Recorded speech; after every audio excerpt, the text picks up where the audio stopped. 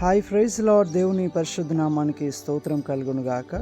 ఈరోజు దేవుని వాగ్దానము కీర్తనల గ్రంథము 32వ అధ్యాయము 8వ వచనము. నీ మీద దృష్టి ఉంచి చక్కని ఆలోచన నీకు చెప్పేదను. ఆమెన్. హల్లెలూయా. ప్రభు అంటున్నాడు, నా దృష్టి నీ మీద నిలిచి ఉంది.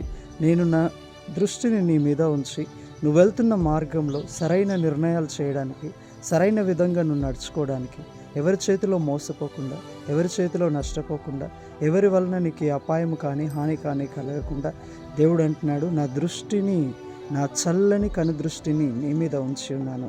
అంత మాత్రం కాదు, సరి అయిన త్రోవలో నువ్వు నడిచినట్లుగా, సరి అయిన తీర్మానాలు నువ్వు చేయనట్లుగా, సరైన విధంగా నువ్వు జీవించినట్లుగా, నువ్వు జీవించుటను బట్టి, నువ్వు తీసుకునే నిర్ణయాలను బట్టి, దేవుని యందు నువ్వు భయము భక్తి కలిగి ఉండుటను బట్టి నీ కుటుంబము, నీ జీవితము దీవించబడి, ఆశీర్వదించబడి, అభివృద్ధి పొందినట్లుగా ప్రభు అంటున్నాడు, నా చల్లని దృష్టి, అవును, నీ మీద నేను ఉంచి ఉన్నాను.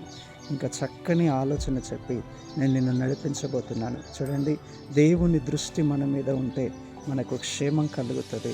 దేవుడే మనకు చక్కని ఆలోచన చెప్తే మన జీవితము వర్ధిల్లతగా, ఫలభరితముగా, ఉన్నతముగా, ఆశీర్వాదకరంగా ఉంటుంది.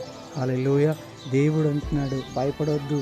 నీ జీవితంలో నువ్వు వెళ్తున్న ప్రతి మార్గమును, ప్రతి పరిస్థితిని, ప్రతి మూమెంట్ని నీ లైఫ్లో దేవుడు చూస్తున్నాడు, ఆయన గమనిస్తున్నాడు.